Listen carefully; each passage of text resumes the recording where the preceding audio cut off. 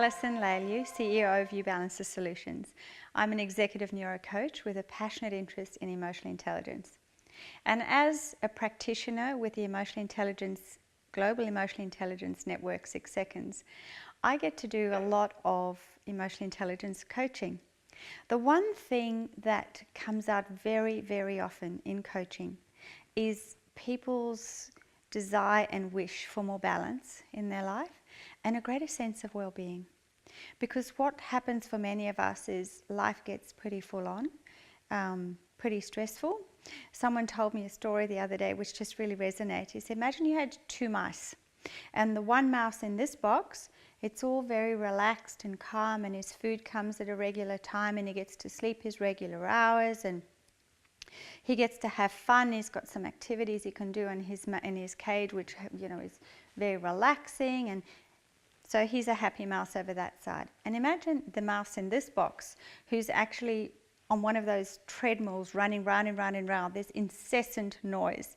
There's this kind of music blasting into the box. The internet never ever gets turned off. So there's just this constant barrage of pinging from laptops, and he's just like a deer in headlights, and this mouse is really struggling. And really, when we step back and look at it, we can choose one of those 2 boxes in our life. And how do we choose the box that looks calm, more peaceful, just feels more relaxing, where we manage the overwhelm, the anxiety, the stress just a little bit better? It interestingly all comes down to emotional intelligence. So emotions are strings of protein. They're neuropeptides.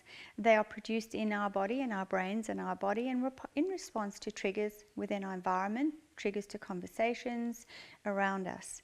And the way we tune in to what's happening into our body is critically important, because that's the awareness. That's where it all starts.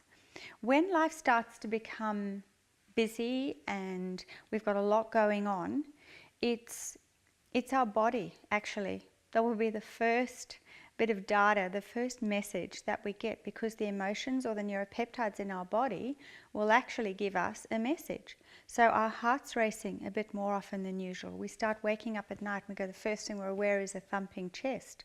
Or we might start to feel our palms get sweaty, or we may start to feel tingles even. I had someone tell me the other day that they actually get a pain in their heart. They feel it. And these are all cues, messages, data telling us slow down, get off autopilot, or perhaps do something different. We have this emotions, we have this head, heart, gut knowing. So we obviously have our brain, we have an enormous amount, in fact I think around 100 million nerve cells around our heart. So that's our heart, brain.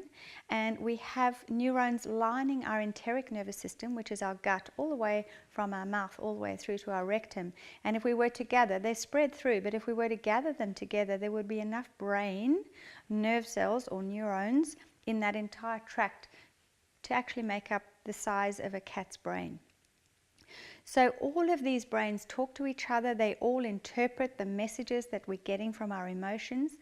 And there's this head, heart, gut knowing when things are just not quite right in our life and we need to make a change. And it may be the amount of time we're sleeping. It may be that we're not exercising. It may be we're sitting too much. It may be we're just overscheduling our lives completely. It may be that we're feeling uncomfortable because we're not giving time and energy and priority to the things we love, like our families. So whatever the messages we're getting from our body and from these emotions, emotional intelligence is about stopping. Get off autopilot, notice them, pay attention to them. And do you want to make a different decision? Do you want to actually make one small change in your life or a better direction? And that is the beginning of the change towards a greater well-being. And well-being really is that state of physical, mental and emotional state where things just feel easier. Where our emotions are not giving us these alert signals all the time, but there's more oxytocin actually, rather than cortisol.